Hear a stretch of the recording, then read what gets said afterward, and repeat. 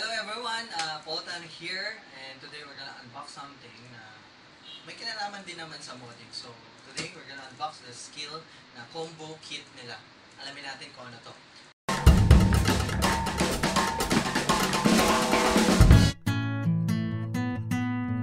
Okay, kagagaling ko lang sa Trinoma sa dito.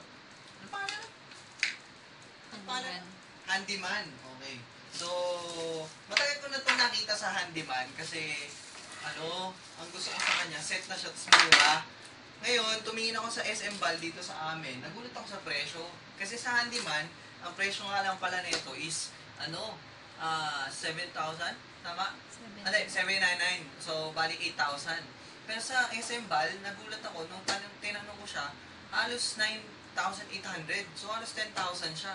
So, nagtaka ako, ba't ganun? So, ngayon, after ng ilang months, siguro mga 3 months ago, bumalik ako ngayon, at nabili ko siya, nagulat ako. Magkano? 6,500 na lang siya kasi may promo sila ngayon. So ngayon, ano ba tong sinasabi ko na to na combo kit? Well, ito kasi yung skill na to, bali meron siyang kasamang ito. Meron siyang kasamang torch, ibig sabihin ng flashlight. Mamaya makikita nyo, drill or kaya screwdriver na power tapos meron din siyang mousepad. Mousepad, hindi rin mouse. Ano tawag dito? Sander na yan. Pero para siyang mouse. Tapos, meron siyang battery na NICAD. Pero pwede kayo mag-upgrade ng lithium-ion. At saka meron siyang jigsaw. So, alamin natin kung ano-ano pa yung mga Nga pala, according to scale, 18 volts to. Ang ibig sabihin niya, tinanong ko, ano po ba ibig sabihin ng 18 volts? Kasi ako bago lang ako sa ng mga tools. Ang sabi niya, kadalasan daw, normal lang. Bili nga pala akong blade para sa jigsaw. Ang sabi niya, normal daw is 9 volts lang. Kaya mabilis maubos, mabagal din. Parang gano'n ang niya. Pero ito 18 volts. So, okay siya. So, pag tinignan niyo yung box, yan ang makikita niyo. Chinek namin to kanina, kaya medyo open na siya. Okay. So, here, the first box is yung charger niya. So, ayan. Handy yung charger, may handle. Yan, kita naman. So, magla-light up yan pag nag-charge kayo. Mag-steady charge lights yan pagka kompleto na yung charger. Okay? So, ayos. So, pwede siyang compatible sa battery na 9.6 o kaya sa 18 volts. Yung case ko, 18 volts yung aking battery. Okay. So, yan yung kasama sa unang box. Oops! Pangalawang box is the battery. So, skill 18 volts. Battery siya na NICAD. No? Nickel cadmium ba yung tawag doon? Yeah, anyway, ito yung battery. No? Hindi pa siya masyadong naka-charge, kaya mahina siya nung tinesting namin. Okay? So, next box is Bolt 18 volts torch. Ito yung, guys, yung plastic. Although plastic naman lahat to, so it comes with the manual para malaman mo kung paano mo gamitin yan. So, tapos, ito mismo yung buong unit. Yan. Ang gusto ko dito sa torch na to, so pwede nyo salpakin dyan. Ayan. Tapos, pwede nyo siyang i-tilt. Pwede siyang, so depende sa inyo. So, which is useful, lalo na kapag brand out. Tapos, filler, nakapon.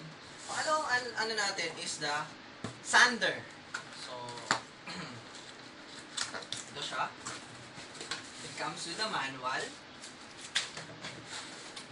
Tapos, yung unit itself.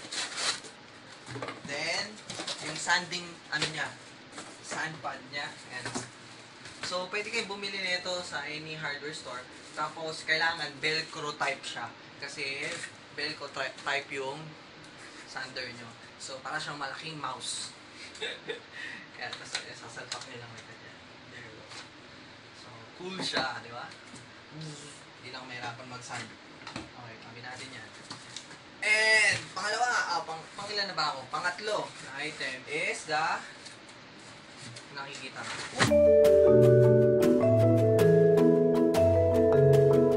Jigsaw. The jigsaw comes with a blade. Meron na siyang blade. Ang tawag nga pala sa blade na to is U-shank. U-shank no, sabi niya. Pero yung binili ko is T-shank. So, ang pinagkaiba ng U-shank sa T-shank is, ito. letter T yung dulo, yung kabitan, ipin. Samantalang ito, letter U. Ayan, di ba? So, pero any ano dyan, sa dalawang yan, pwede naman sumalpak. Katapos ito yung manual niya. So, ito yung jigsaw. Very nice, di ba? Meron siya smooth, low, medium, and fast setting. So, para yung fast daw para sa wood yan. Tapos yung smooth, para sa mga metal, aluminum, plastic. So, maganda. Excited ako. Tapos, meron nga pala siyang safety lock mechanism. Hindi mo siya mapipress. Kailangan mo muna siya pindutin dito para ma-press mo siya. Tapos, halimbawa, nag-stop ka, pusa siya, hindi mo na ulit. Babalik ulit yung safety lock. So, at least, ingat pang kumbaga, maiwasan mo yung mga accident na accidentally mo mapipindot siya. Tapos, makalagari yung kamay mo or something na huwag naman sana mangyari. Okay. Not the least, guys, is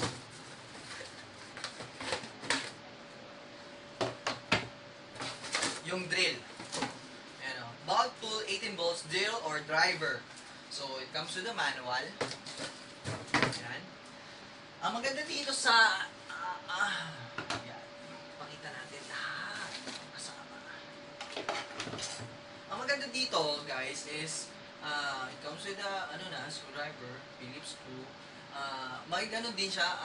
Ito naman, yung pwedeng mo reverse yung direction ng galaw, ng ikot, ng spin. Katapos, rubber yung dito, plastic. Anyway, para ingat din, kumbaga para hindi ka rin ma-aksidente or ma-avoid mo yung accident. Tapos meron din siya high-speed mode, no? Hindi ko lang alam. Ay, ano lang pala yun, high-speed talaga siya. So, eto nga pala, tinanong ko, pwede po ba itong pan-drill? Kasi parang driver lang ata ang nakita ko. Kasi sinabi niya driver lang daw.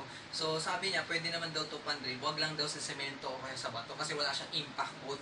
Yung parang, hindi siya pang semento, pang bato. Yun lang. So, basically, magagamit ko lahat itong tools na to dun sa pagmumod ko ng mga casing. Since na hindi naman ganun kakapal yung bakal, hindi naman din ganun ka-heavy yung mga gagamitan ko nito. So, perfect siya para sa akin. So, sa tingin ko yung 6,500 na presyo, I think, sulit na, no? Sulit na din para dito sa lahat ng tools na to. Kasi, lagi ko naman magagamit eh. Anyway nga pala, ito, since na NICAD to, guys, medyo may kailangan lang ng maintenance mo, nito. Every 3 months daw, kailangan daw siyang discharge, i-charge. Tapos, huwag mong gagamitin for 3 months. Para daw ma-maintain mo yung NICAD. Tapos, pwede ka naman bumili ng extra nito for 1,100 plus. So, wala na akong budget. So, hindi mo na ako bumili. So, hindi ko alam na discounted. Kung alam ko discounted, bumili sana ako sa pa.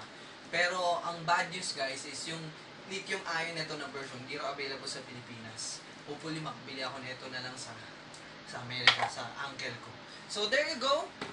I hope na na-enjoy nyo yung somehow yung first look ko and unboxing ko ng Skil Combo Kit, 18 volts na tools lahat. So, lahat ito compatible with this battery. Pwede nyo gamitin,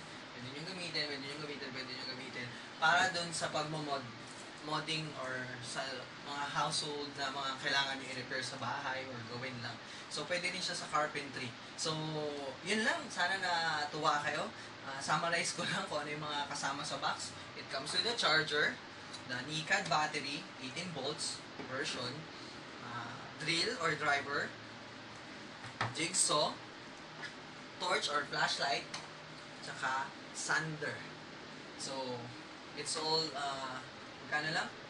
Supposed to be 8,000, naging 6,500. So, worth na worth. So, I hope you enjoyed the unboxing and first look.